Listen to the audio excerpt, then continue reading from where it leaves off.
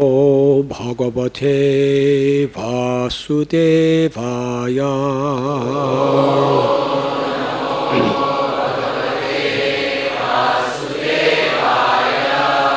Om Namo Bhagavate Vasudevaya.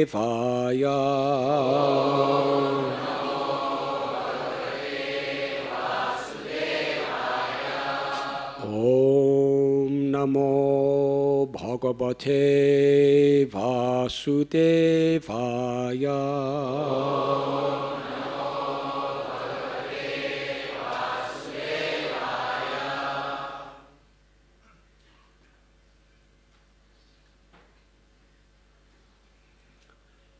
Tvam yogino yajantyadha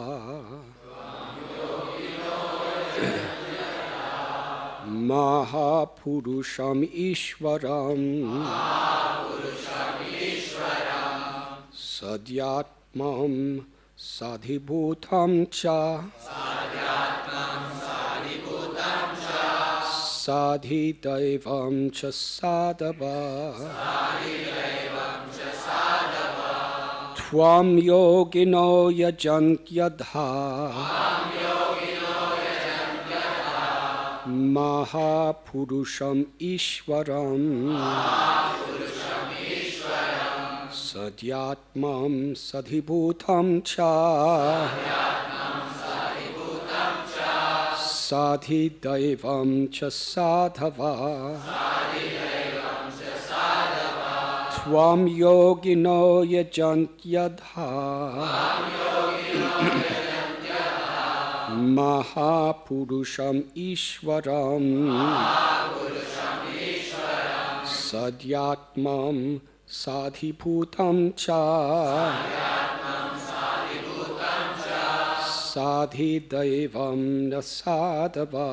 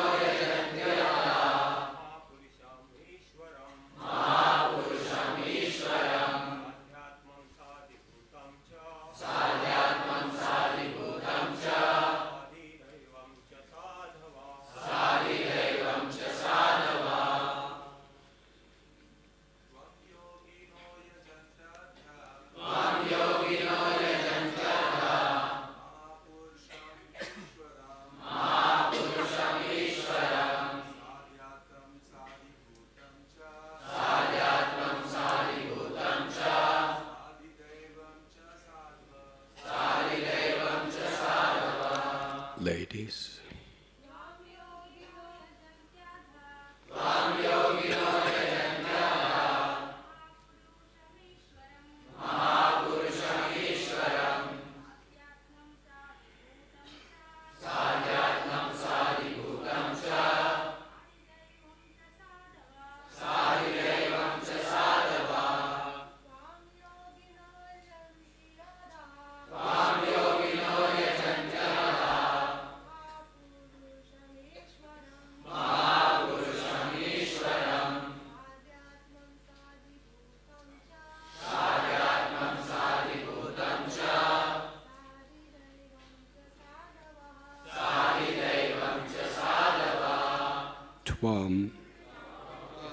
For you, yogina, yogis, yajanti, perform sacrifice, adha, certainly, Mahapurusham, for the Supreme Personality,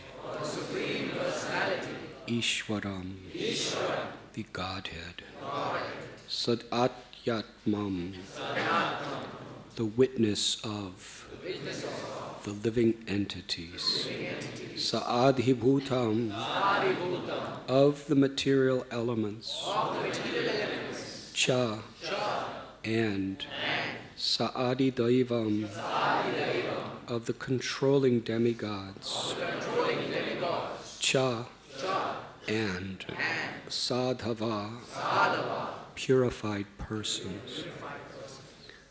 Pure yogis worship you, the Supreme Personality of Godhead, by conceiving you in the threefold form comprising the living entities, the material elements that constitute the living entities' bodies, and the controlling deities of those elements.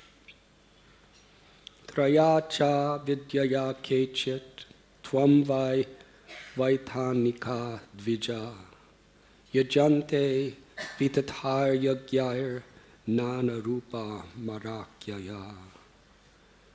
Brahmins who follow the regulations concerning the three sacred fires worship you by chanting mantras from the three Vedas and performing elaborate fire sacrifices for the various demigods who have many forms and names. Purport. Orakrura has now described how those who follow the paths of Sankhya, Yoga, and the three Vedas worship the Supreme Lord in different ways. In the various places where the Vedas appear to recommend that one worship Indra, Varuna, or other demigods, these demigods are stated to be supreme. But at the same time, the Vedas state that there is one supreme controller, the absolute truth. That is Sri Krishna, the personality of Godhead who expands his potency through material creation into the forms of the demigods. Thus, worship of the demigods goes to him through the indirect method of karmakanda, or fruit of religious rituals. Ultimately, however, one who wants to achieve eternal perfection should worship the Lord directly in full Krishna consciousness.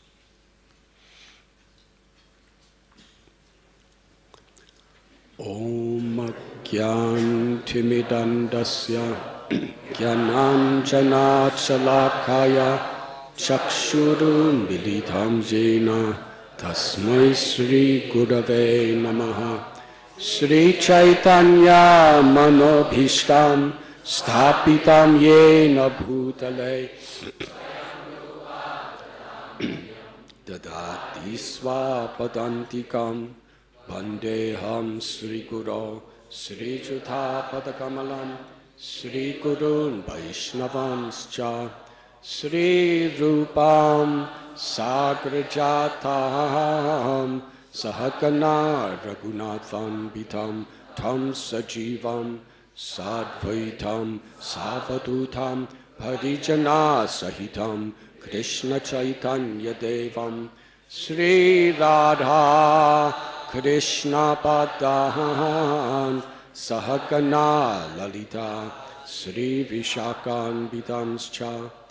He Krishna Karuna Sindhu Dina Bandhu Jagatpate Gopesha Gopika Kanta Radha Kanta Namostate Tapta Kanchana Gaurangi Radhe Vrindavaneshwari Vrishabhanu Sute Devi Pranamami Hari Priye Vancha Kalpatarubhyascha Kripa Sindhubhya Evacha Patithanam Bhavanibhyo Vaishnavebhyo Namo Namaha. Sri Krishna Chaitanya Prabhu Nityananda Sri Advaita Gadadhar Shivasadi Gaur Bhaktabinda. Hare Krishna Krishna Krishna Hare Hare, Hare Rama Hare Rama, Rama Rama Hare Hare. Hare Krishna. Thank you for being with us today. We are reading from Srimad Bhagavatam, Canto 10, Chapter 40, entitled The Prayers of Akrura, text 4 and 5.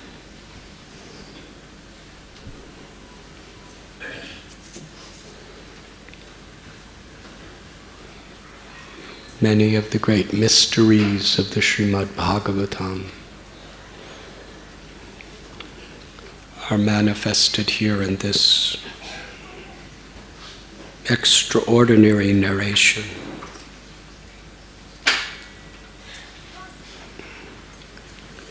In the path of bhakti, our emotions, our feelings are not negated. They are not killed or extinguished, but rather they are purified in harmony with the true nature of the soul. And thus they are methods by which we express the love of the soul, and by which Krishna, the Supreme Soul, reciprocates.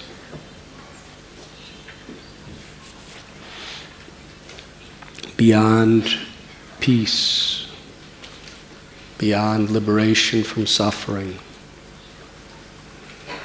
the Srimad Bhagavatam teaches is prema, which is the ecstasy of the love of the soul for God, who has many names, and who is all beautiful, all attractive, and the ultimate supreme lover,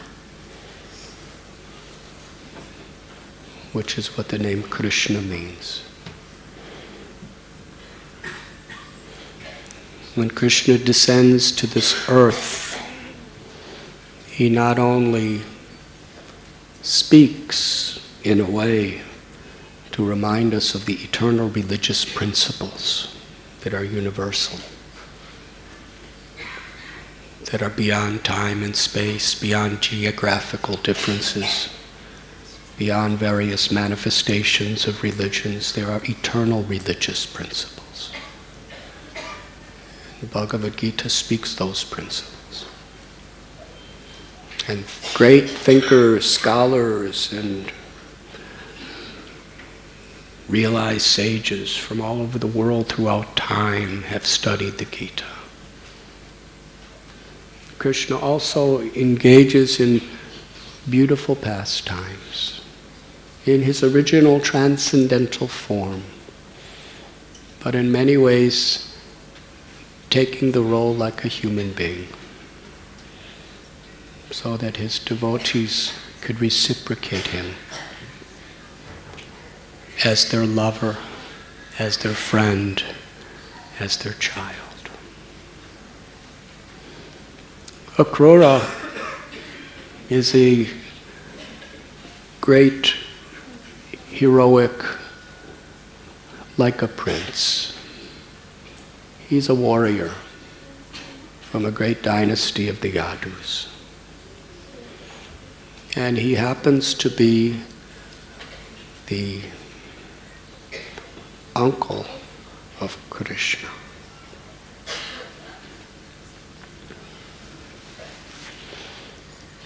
Kamsa, who was such a tyrant, who was literally murdering countless people, imprisoning his own father, torturing his own sister and brother-in-law, just so that he could gain power, control that he was not entitled to. Ugrasena is his father. He was the king. But Kamsa threw him in prison and took the throne. When Kamsa heard a voice that the 8th son of Devaki and Vasudeva, his own sister and brother-in-law, would be the cause of his death, he imprisoned his own sister. She had 6 children in the prison, and he murdered each one of them as soon as they were born. And the 7th, Balaram, was mystically by Yogamaya's potency transferred to the womb of Rohini in Vrindavan, Gokul. And the 8th son, Krishna, Narada Muni told Kamsa, was ultimately transferred by Vasudeva to the house of Nanda and Yashoda. Before getting that specific message, Kamsa killed every child born at that time in all the areas around. And he sent so many powerful mystics who could take various hideous forms like Putana, Aga, Baka, and each one came especially to destroy all the children, and particularly Krishna.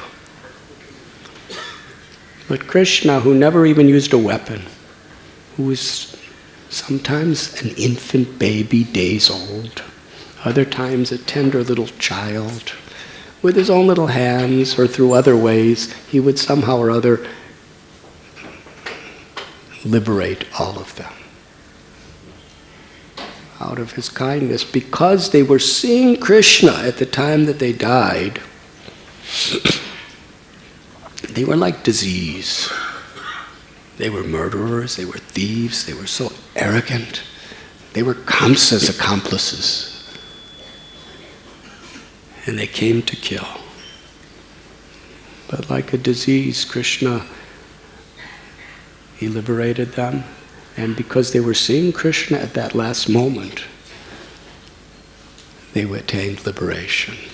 Their souls reached that state beyond birth and death that even great religious people and yogis strive their whole lives for. Krishna was giving to them such a concession.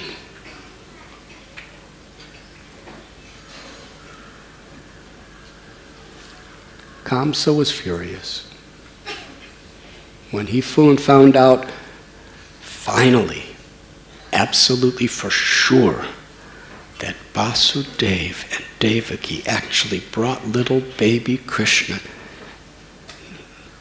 to Gokul. And Krishna was that enemy that he was seeking. He was furious. He immediately wanted to kill his brother and sister. But Narada said, no, that will make things only worse. Krishna's the one you're after, not them.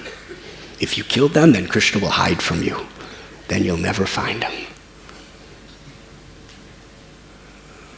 Kamsa was very clever. He wanted to bring Krishna to Mathura, where he would be right in his presence for the first time. Kamsa was constantly thinking of Krishna, but he never saw him. He just heard about him. But he was thinking about him in fear. It's amazing how various emotions can consume our minds. On the highest level, love consumes our minds. In this material realm, sometimes love is manifested in a shadow, perverted form, in the form of lust or passionate, sensual desire. And we've seen throughout the ages, and we've heard so many songs, how that passion can consume one's mind. On a higher level, there's deep affection, love, how it manifests in the world in that way. Not the passion of the senses, but a heart-to-heart connection.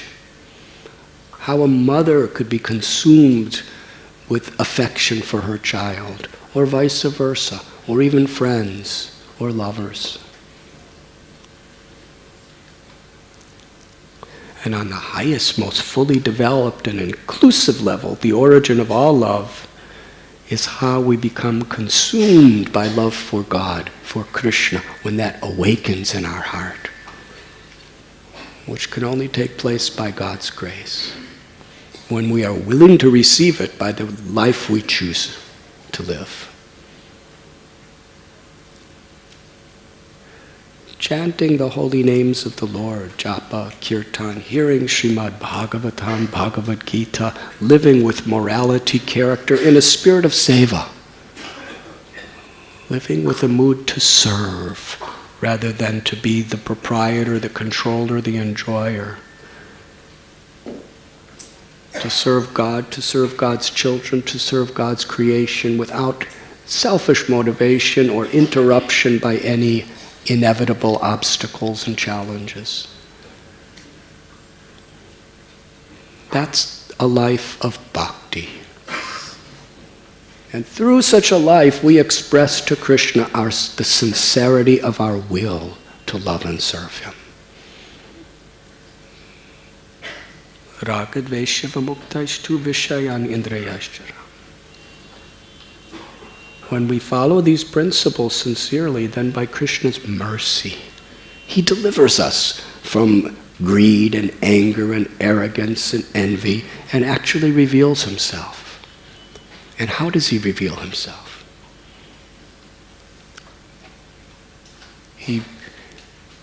We actually can experience his love.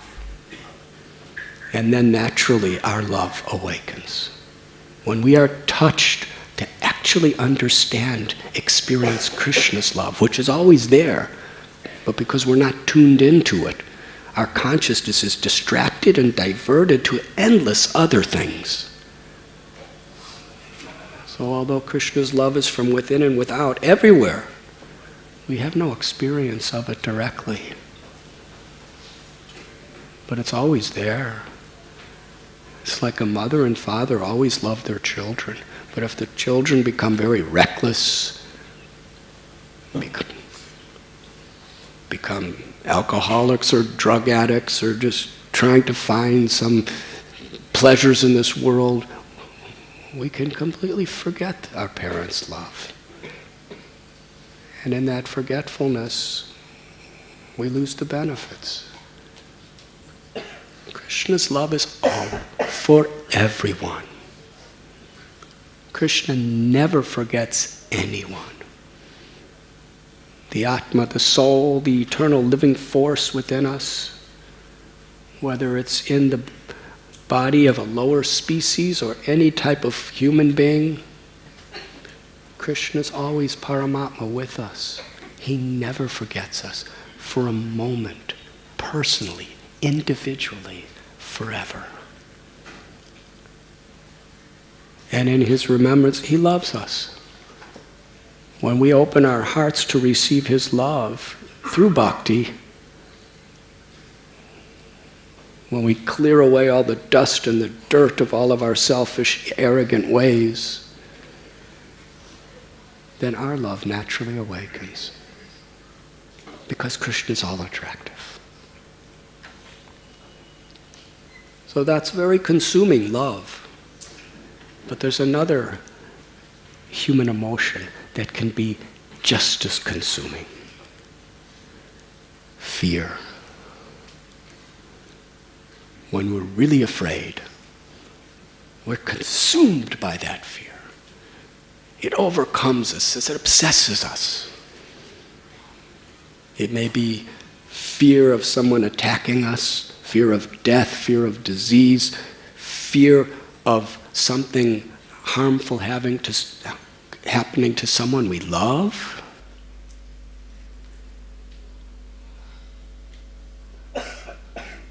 Nothing else really matters in our life when we're consumed by fear. Have any of you had that experience? If you're in an airplane and all of a sudden it starts going and the pilot says, we've lost control. We're going to try to make an emergency landing wherever we can. Are you thinking about the stock market? Are you thinking about what your brother or sister said to you 5 days ago? Fear consumes. So Narada Muni explained that any way we become absorbed in Krishna, ultimately we become purified. The gopis were, in Nanda, Yashoda, they were absorbed in Krishna either as lover or child. And Kamsa, when he heard from Narada Muni that Krishna was the one that was destined to kill him, he was 24 hours a day remembering Krishna in fear. And he wanted, every other attempt failed. Bring him here to Mathura. I'll have the champion, most wrestlers of the universe, Chanura Mustak. I'll have the most powerful, dangerous elephant that he personally made great efforts to get, Kuvalayapida. Or myself and all my armies, but we will destroy this Krishna. So he approached Akrura, who was a devotee of Krishna, who loved Krishna, and who he knew Krishna would love. He wanted someone to invite Krishna to come. And the invitation was for the Dhanur Yajna, because Kamsa had this gigantic, incredible bow of Shiva. And there was going to be a celebration and a yajna around the glories of that bow. And it would be a wonderful festival. Invite Nanda and Krishna and Balaram to come. And Kamsa's the king. And he was a cruel tyrant. So there's two things. One is, if the king invites you to come, and he's a king like Kamsa, you have to come. Otherwise you'll be destroyed. It's an insult if they don't come. So invite them. They have to come. Second of all, the king of Mathura, having this big festival, it's going to be very attractive. People want to come and see it. They will want to come. And third of all, if Akrura invites them, how could they resist?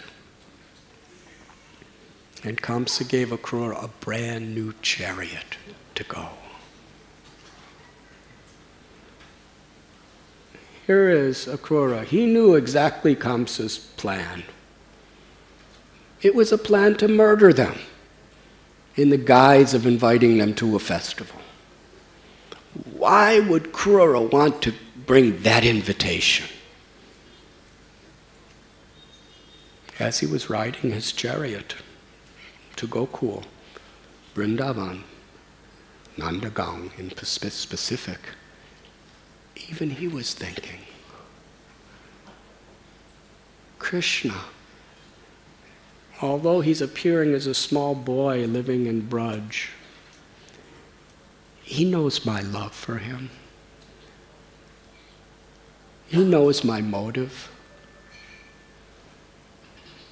I'm doing this only to please him. And in this situation, where there was this intense, apparent contradiction, he was coming as the dearest loving friend on behalf of the worst enemy who hated him. That's a contradiction, isn't it? He was coming as the menial servant representing Kamsa, whose only purpose was to murder Krishna and Balaram and everyone in Vrindavan. And in his heart, he's going there in a spirit of the most loving friend and devotee. So this stirring emotion in his mind really invoked intense, genuine, heartfelt prayers. And he was praying while he was driving his chariot, praying and praying and praying. I know Krishna will understand my purpose and my intent.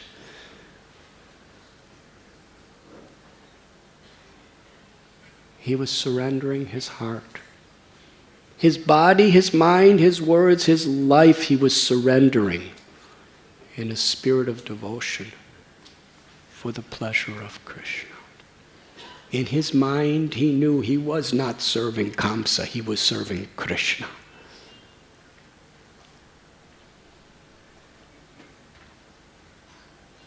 And by the time he entered into Vrindavan, where there was the pastures, he was in such deep anticipation to see Krishna and Balaram. Whatever the reason, whatever the external excuse I'm coming to, I'm going to see Krishna face to face. Will he smile upon me? Will he glance upon me? Will he embrace me? Will he allow me to touch his feet? Of course he will, because he knows my heart. Such anticipation. This was the mood he was entering Vrindavan. His heart was like a blazing fire of anticipation to be in the presence of Krishna. And in that state, while he was on his chariot, as he was going through the pastures, he saw Krishna's footprints in the dust. There was a policy, you may say, among all the cows, the bulls, the deers, the humans, everyone, that wherever Krishna or Balaram's footprints were on the ground, they would never step over them or step on them, because they considered them the most beautiful ornaments of all the earth. And they were unique footprints with beautiful symbols on them.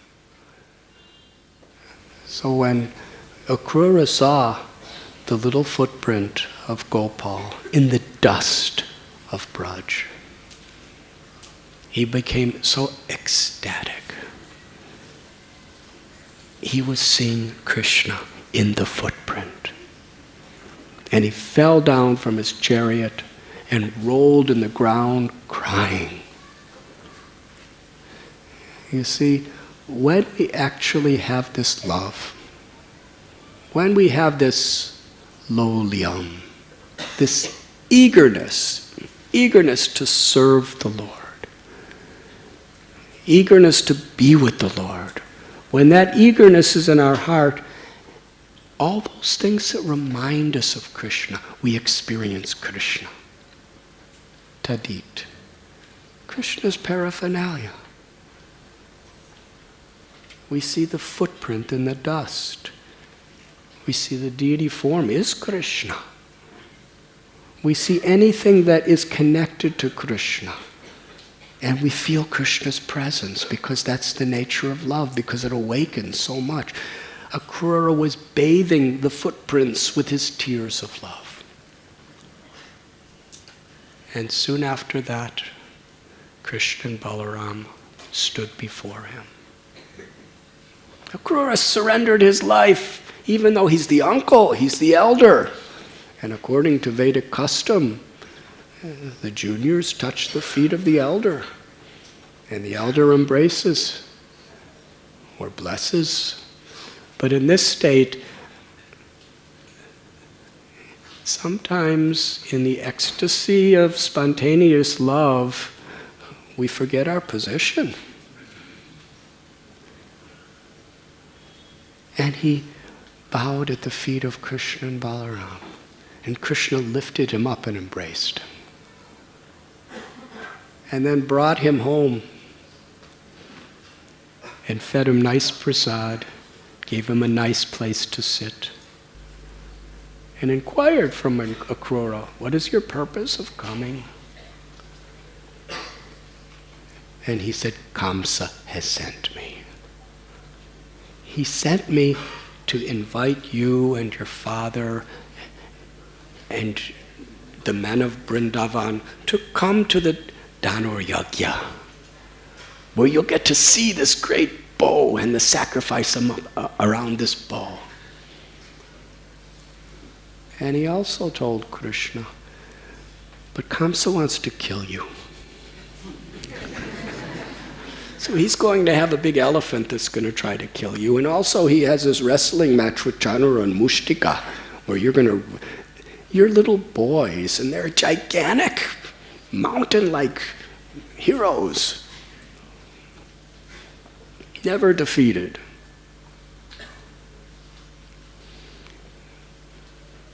Do you know what Krishna did when he heard that? When he heard that Kamsa wanted to kill him? He laughed. He laughed really hard. And even Balaram was laughing. Poor Krishna, even though he's playing the role of a little boy, Kamsa, Chanura, Mustika, Kuvalayapida, they're all insignificant. And then Akrura told Krishna and Balaram that you have to come, because Kamsa is torturing your mother and father, Vasudeva and Devaki. Don't you know that you were born of Vasudeva and Devaki, and Vasudeva transferred you to the house of Nanda when you were just infant, the night you were born? And now Narada Muni has revealed the secret to Kamsa. So he was about to kill them. Your mother and father, they're old people, they're helpless. And somehow or other, Narada Muni convinced Kamsa, don't kill them. Get Krishna. It will only make things worse. So now, Devaki and Vasudeva are in shackles of chains in a prison house, and practically they're feeling Kamsa's anger, wrath, insults, and his sword right above their head, about to kill them. And he's going to kill Ugrasena, he's going to kill all the Yadus, unless you come and rescue them. And Krishna was thinking, according to our acharyas, in his heart, I'm the son of Nanda and Yashoda. In my two-armed form, I was born of Nanda and Yashoda as the brother of Yogamaya.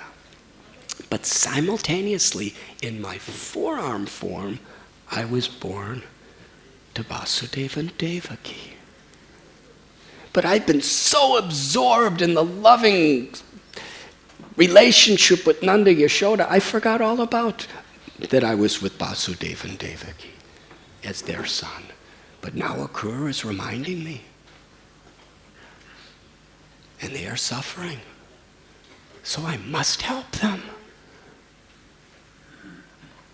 So Krishna agreed. And then Krishna went and explained, as did Akrura, to Nanda Maharaj, that they didn't talk about Kamsa's plan or the wrestling match. They only told Nanda Maharaj about the festival for the bow. And you're being invited. So immediately Nanda Maharaj said, yes, we must go. The king is calling us. Let's bring him so many gifts. He's a demon. But we must pacify him because he's our king, and otherwise what will he do to our poor village? So they started arranging for ghee and other priceless products from the cows and other things that were from Vrindavan, and load the carts, the ox carts and the bulls, and we will go to Mathura. The word spread. The word spread that night that Akrura was bringing Krishna and Balaram to Mathura.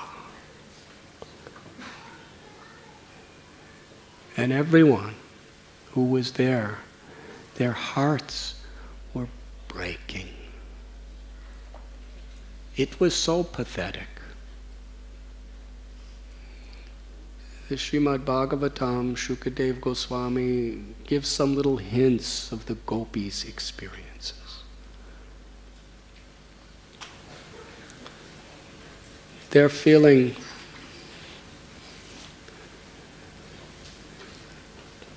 they gathered together in the imminent separation from Krishna. And they were thinking that if he goes to Mathura, he may never return. On one level, they were thinking, little Krishna, whose feet are so soft and whose hands are like little lotus petals, he's going to have to fight against all these people with Kamsa. So at first they were feeling very afraid for Krishna facing Kamsa. But then they thought, look what he did to Bakasura, and look what he did to Agasura, and look what he did to Keshi and Aristasura. So there's nothing that Kamsa can do against Krishna. What they were really afraid of is after he kills Kamsa, everyone in Mathura, all the Yadus, will totally fall in love with Krishna. Because he's so attractive. He will capture everybody's hearts. And the ladies of Mathura, they are princesses and queens. They're princesses. They're very highly beautiful and successful and cultured, as is everyone. And we're just simple little village girls. When everybody, all the Yadus, the princes and the princesses, when they fall in love with Krishna, they'll never allow him to leave, just as we don't want him to leave. How will he ever come back to us after he comes under the charms of their love for him? He will never return. Some of the gopis, they just close their eyes, meditating on the beautiful threefold bending form of Krishna, whose complexion like a monsoon rain cloud, whose eyes like fully blossomed lotus petals, who would be in the forest sometimes ornamented with the dust of the cows or the minerals of Braj Bhumi, wearing a garland, a mala of flowers that when extended below his knees, his cloth, beautiful golden like lightning, and how he would stand and play his flute. They were thinking of his smiles, his glances. They were in the ultimate perfection of samadhi, standing there, eyes closed, just meditating on Krishna's form. And as they were meditating on Krishna's form, they were thinking of separation from Krishna, and torrents of tears were pouring from their eyes. While other gopis, they were meditating on Krishna's pastimes. Others were meditating on Krishna's personal reciprocal pastimes with them. And other gopis like Sri Radha were meditating on Krishna's words from his beautiful smiling mouth. That same mouth that played those beautiful melodies through his flute, how he would speak to them. And his words were such nectar.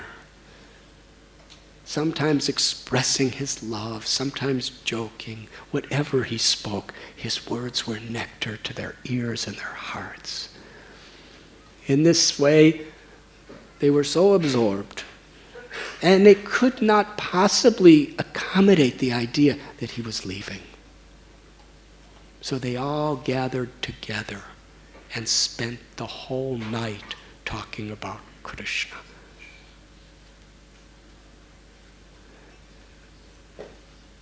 Destiny, or what people call providence. How has providence becomes so cruel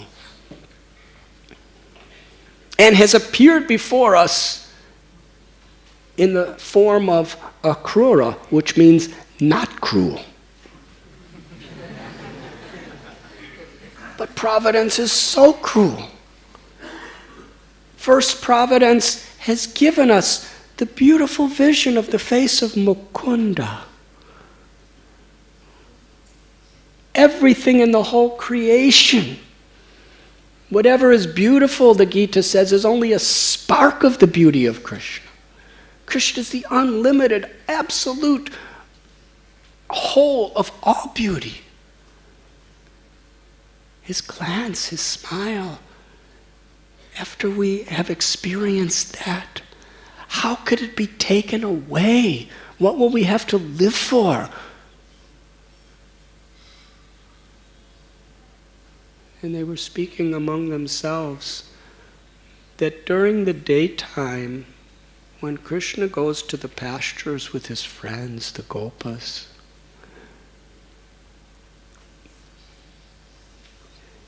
it is inconceivable and intolerable to be without him. The amount of pain of separation cannot be explained. But somehow or other, we live just waiting for the moment that Krishna's flute will be sounded, and we will hear the buffalo horns of his friends, and we will hear the mooing of the cows and the calves, and we will know that Krishna has come home, and we will see him coming back from the pastures. And each and every one of us, he will glance upon us. And with that glance, his heart's love will completely drown us in happiness. We can only survive those hours when he's away with the hope of his returning. But if he goes to Mathura, he may be gone for many days, or he may never return. How? How will we survive? And this Akrura, his name is not cruel, but he personally himself is cruel.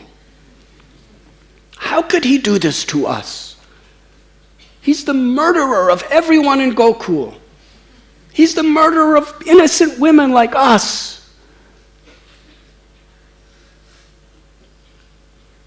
And then they were speaking like this all night long, speaking Krishna's pastimes, speaking the beauty of Krishna's form, speaking of the imminent separation. And then one gopi said, the sun has risen. And look, Akrura has already performed his morning religious duties, and he's calling Krishna Balaram to the chariot. At this point, the gopis, young gopis, although for social reasons they were very shy about openly expressing their love for Krishna, now it didn't matter.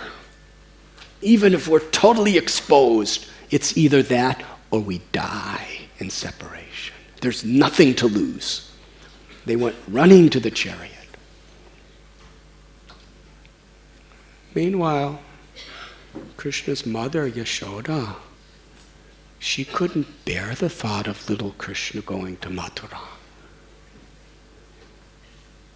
She hid Krishna.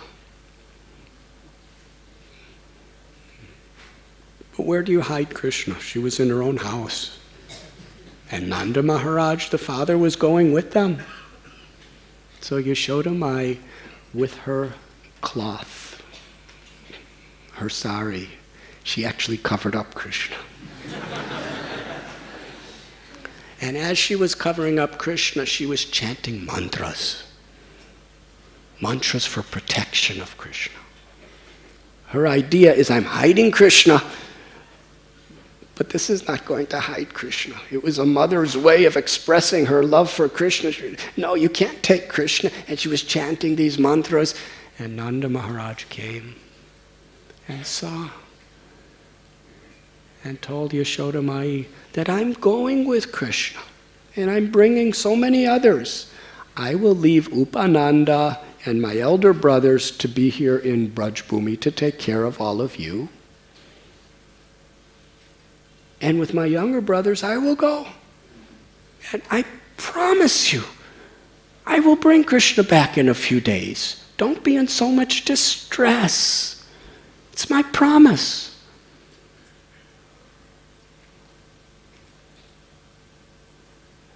I will not return without Krishna. Yashoda Mai was in such grief that she brought Krishna before Akrura. In the presence of Nanda. And she put Krishna's hand in Akrura's hand. And said, now I am entrusting the most sacred of my property to you. With the responsibility you have to bring him back.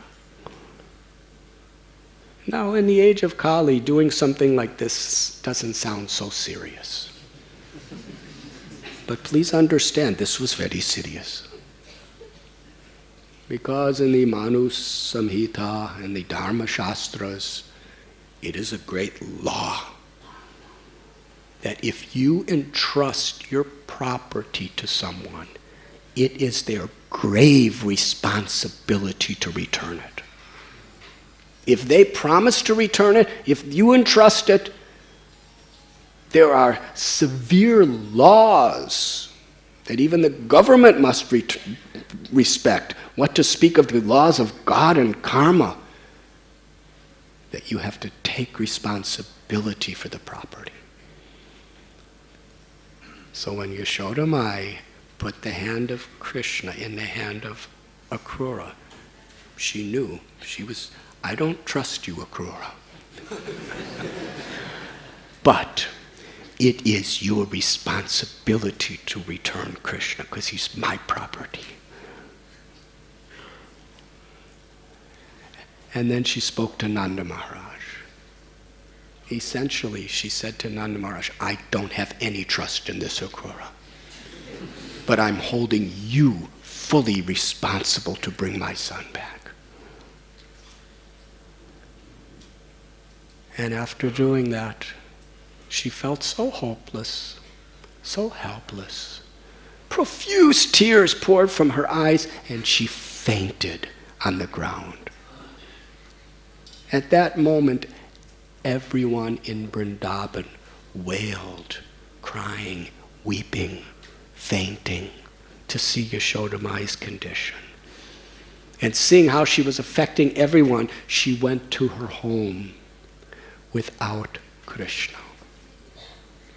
And the elder gopis and others came. Even though she was aggrieved so deeply, she understood as Brajeshwari, as the wife of Nanda, as the queen of Braj, it was her duty to console everybody else.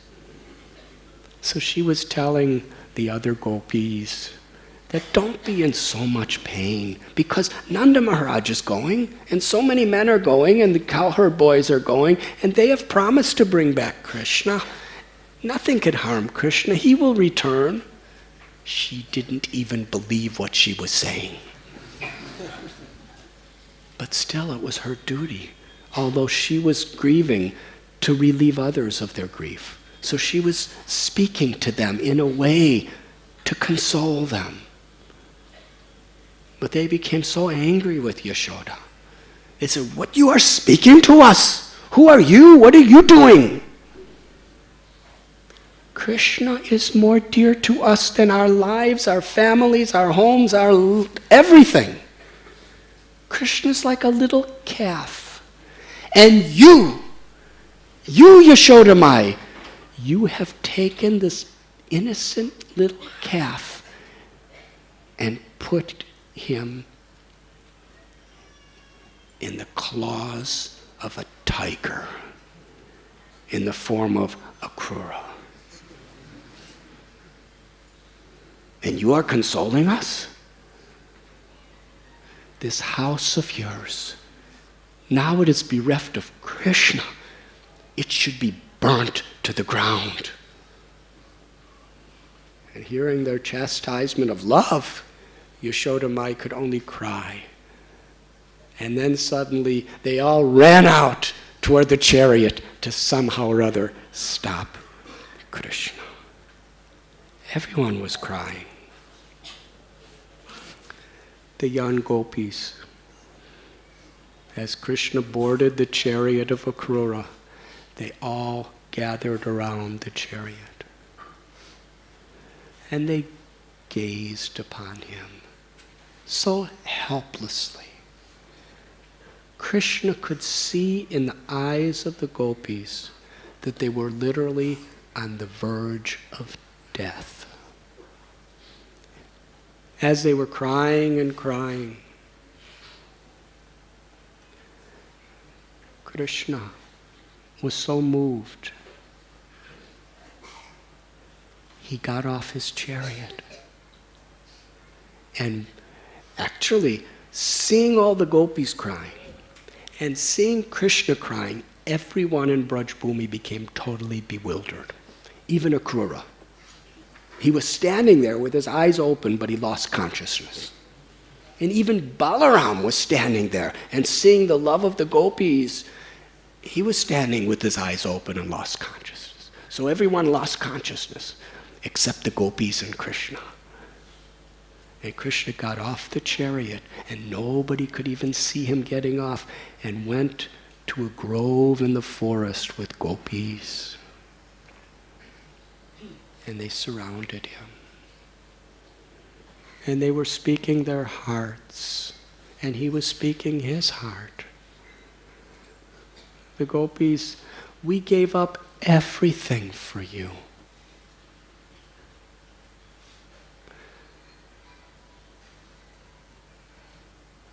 Our homes became forest, and our forest became homes.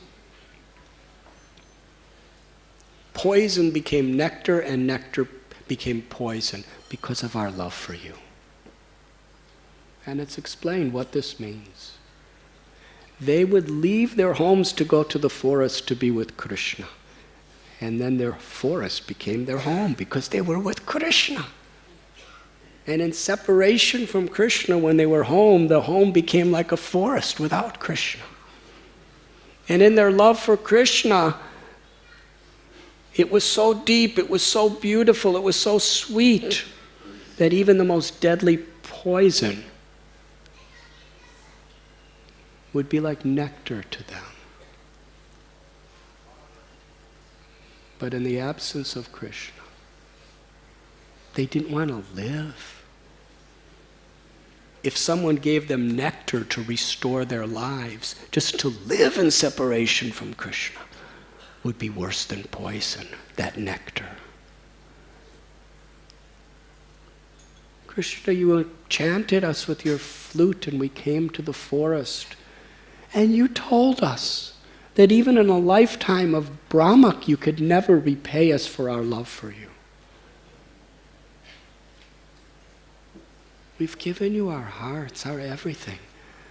How is it that you will leave us? If you leave us, you will never return.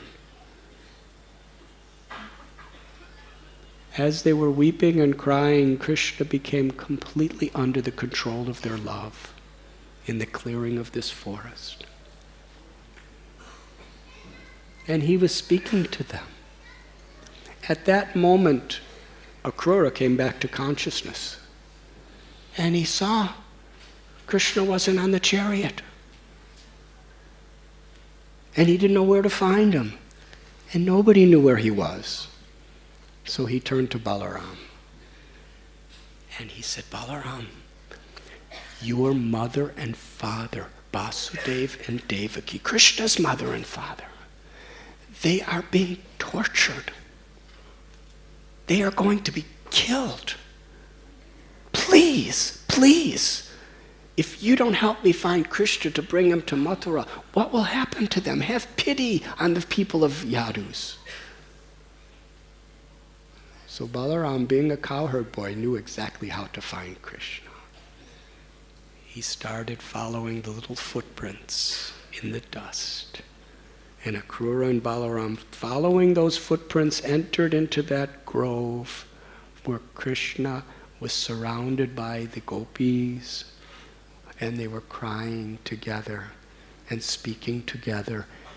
And under the power of the gopis' love, Krishna could not even move. And Balaram approached. And then Akrura from a little distance began to speak. He said, Krishna, please, Vasudeva and Devaki, they are your mother and father. They're old. They're suffering. They're going to be killed. They have never seen you since you were an infant child. Come and save their lives, otherwise you will be the cause of their death.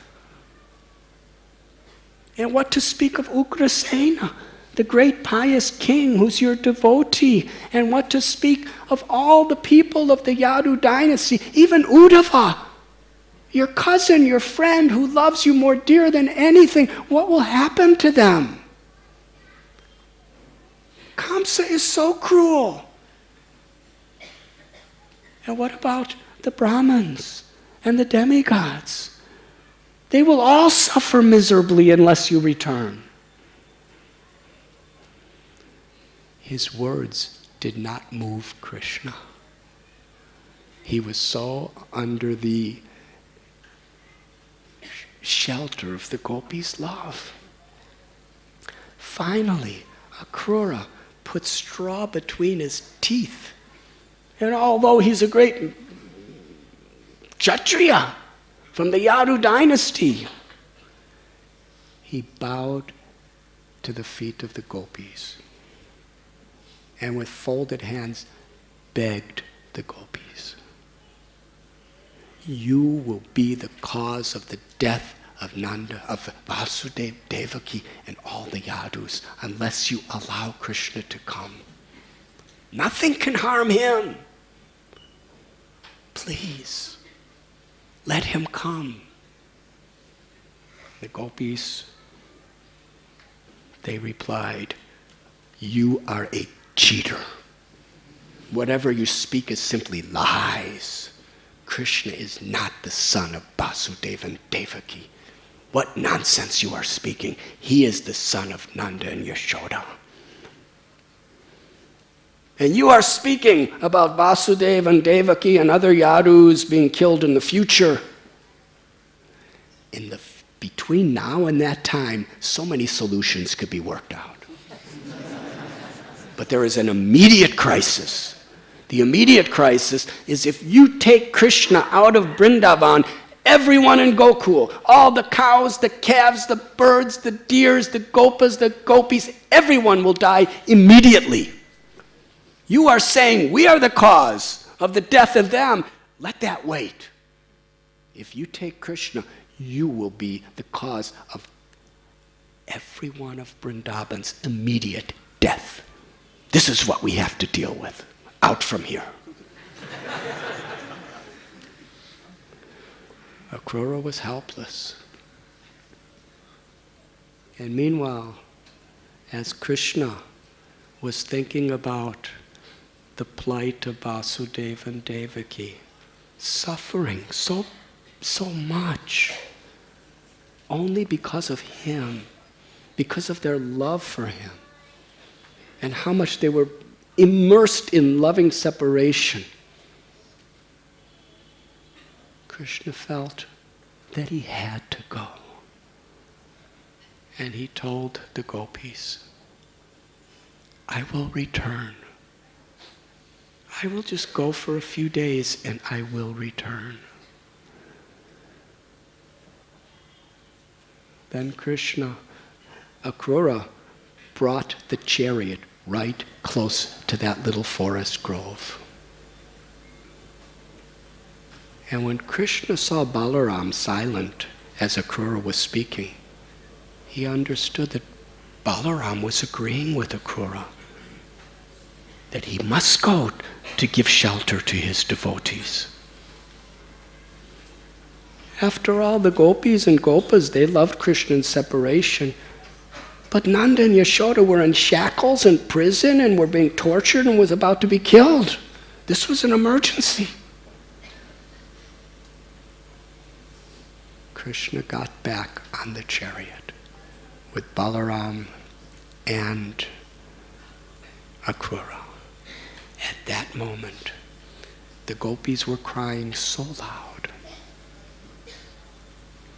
that all the residents of Vrindavan, they all understood where Krishna was. They all came running. Nanda, Yashoda. The chariot was surrounded with the cows, the bulls, the deers, the peacocks, the gopas, the gopis, older, younger, the grandparents, the parents, the children, the grandchildren. Everyone was gathered around that chariot. And they realized Akrura was about to take Krishna away.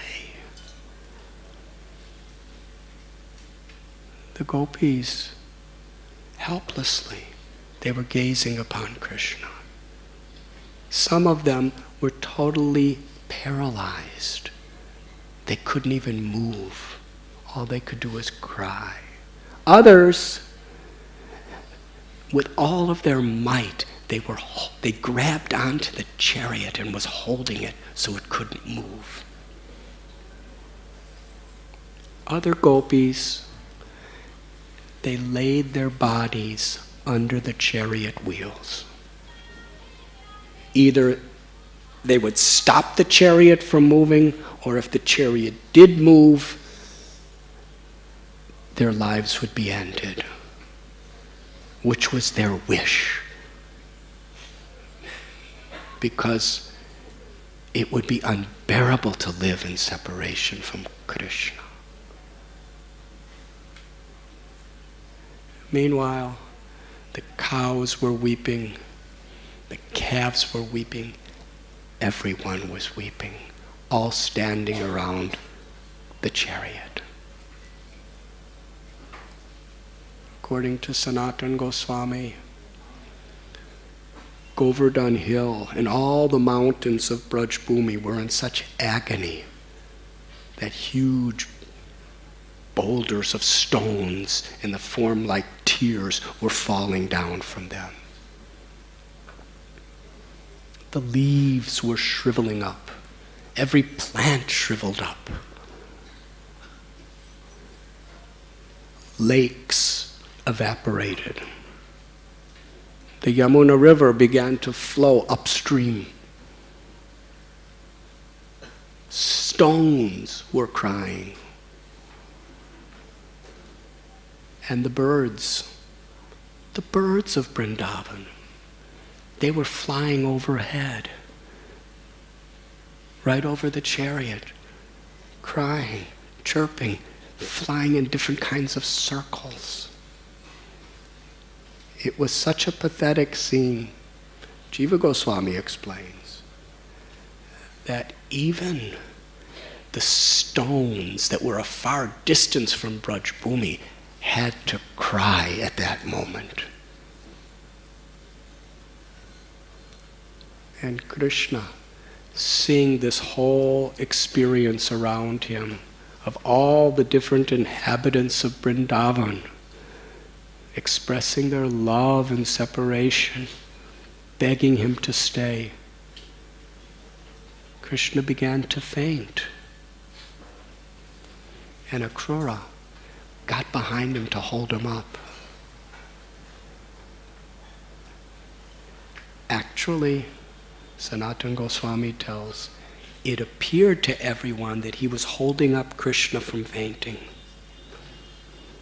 But deeper in his heart, he understood that seeing the love of all the residents of Vrindavan, Krishna was certainly going to get down from the chariot again. So he was holding him on the chariot. And at that moment, it was now or never. Akrura cracked cracked his whip and told the horses to go. Now, somehow or other, these were Kamsa's horses. So somehow or other, they were influenced to go. And the chariot began, and Akrura was a very good chariot driver, because as he went very fast, and meanwhile some gopis were laying under the wheels, and other gopis were holding on to the chariot and running along with it, and everyone was crying Krishna's names, Govinda, Damodara, Madhava. And Akrura was somehow or other going around all the bodies of the different animals were trying to block him, humans were trying to block him, gopas, everyone. And he was somehow or other steering so that he did not crush anyone.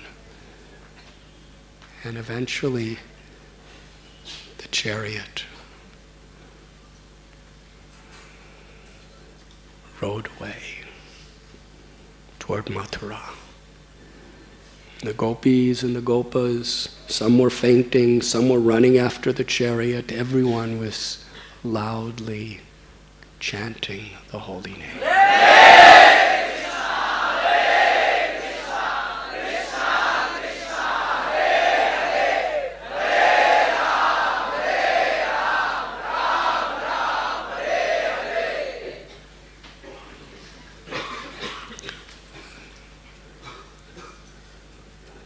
The Brijabasis,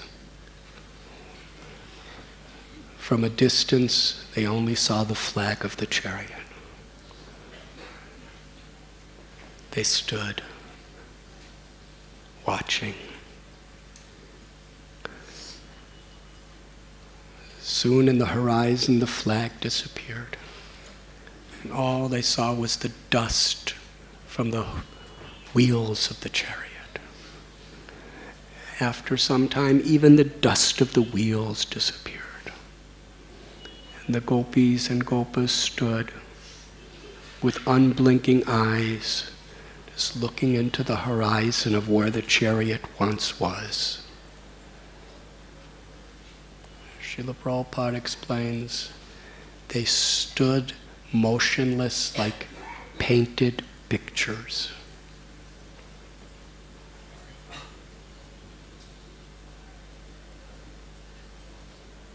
But before he left, Krishna promised them all, I will return. In few days, I will return.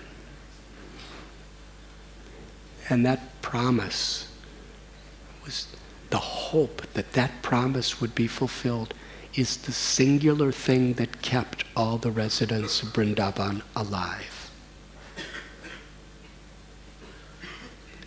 As they rode, they came to the Yamuna River, Brahmarada, which is a lake near the Yamuna River. And there Akrura wanted Krishna and Balaram. They came down off the chariot and they sipped some waters from the Yamuna and then came back on the chariot. After performing some little devotional activities, rituals in the Yamuna, because Yamuna is liquid prem.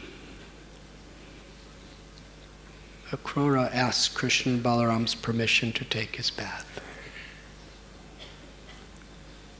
And they were nicely seated on the chariot. As he took his bath, he saw Krishna and Balaram in the river. How is this? He went back to the chariot and saw they were in the chariot. He went back to the river. And then he saw Krishna Balaram manifest the form of Ananta Shesha and the Supreme Lord Narayan. But Akrura knew that ultimately the threefold bending form of Krishna is the ultimate cause of all causes. And in these beautiful verses that we are reading today, Akrura is offering prayers. prayers to Krishna and Balaram.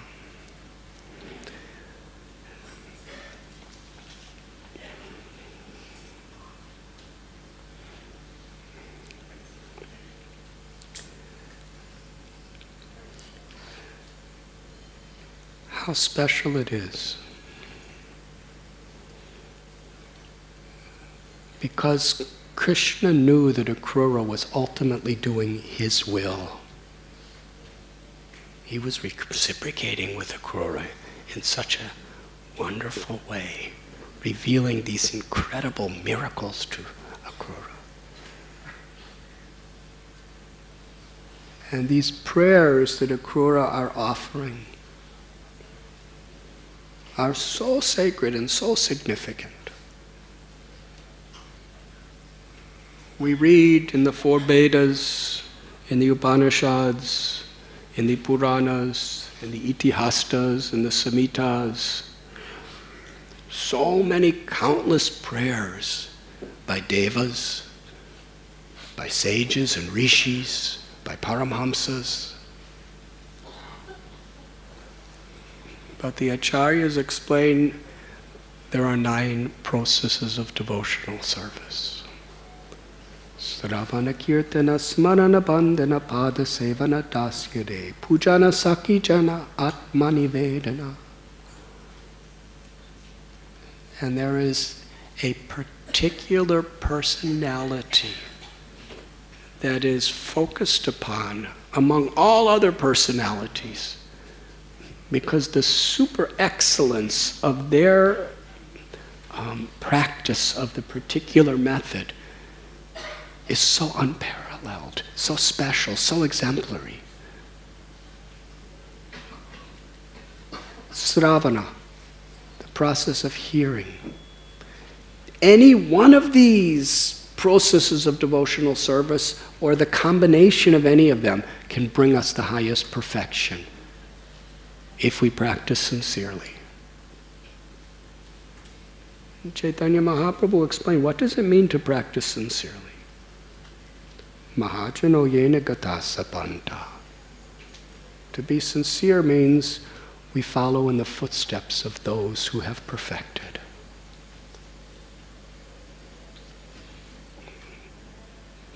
Parikshit Maharaj, he attained ultimate perfection just by hearing Srimad Bhagavatam. Shukadev Goswami attained ultimate perfection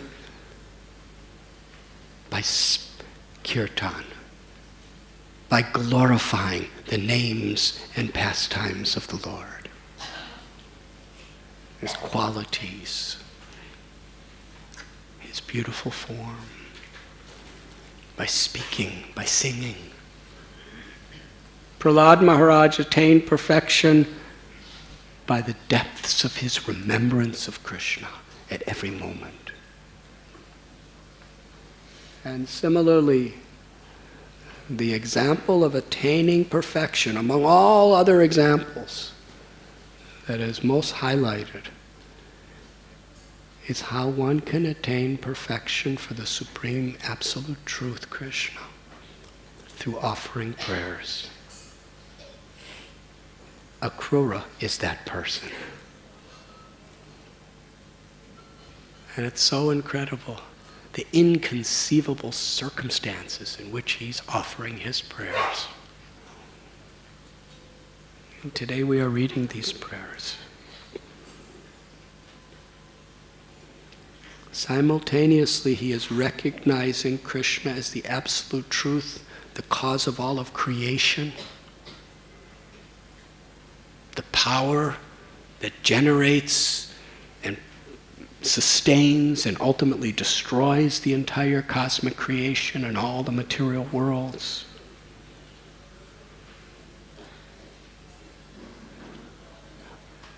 Recognizing that.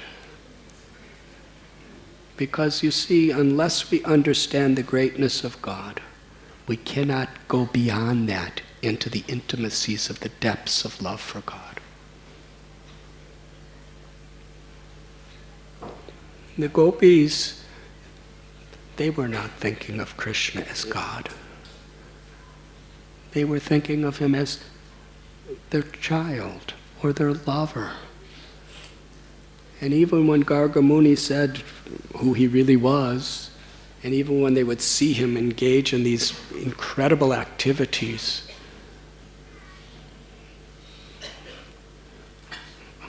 it was a detail for them. They knew it. They knew Krishna was God, but it was such a detail that it was overshadowed by the intimacy of their love. So you see all the realizations of the Jnanis and the Karmi yogis and the Astanga yogis and all the various realizations of the heavenly worlds, of Brahman liberation, of the Supreme Almighty Lord of Vaikuntha. They were all included. The gopis had full, total realization of all of these. They were the ultimate authorities of the Upanishads.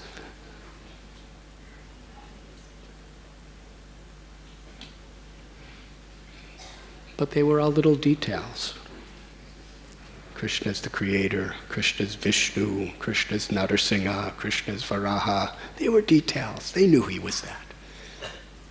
They knew he could kill Kamsa effortlessly. But their love for him intimately, as a lover, as a child, as a friend, and his love for them reciprocating, was so deep and so sweet and so spontaneous that the Aishwarya, the greatness of Krishna, became such a detail, it was invisible to them. Because it interfered with the spontaneity of their love. Akrura could understand this. And here he is completely taking shelter and surrendering his heart, his soul, his life to Krishna.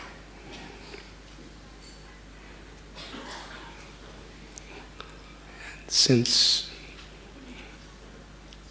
tomorrow the continuation of these prayers will be, I do not want to speak. You could come to class tomorrow. And the next day, and the next day, and the next day. Thank you very much.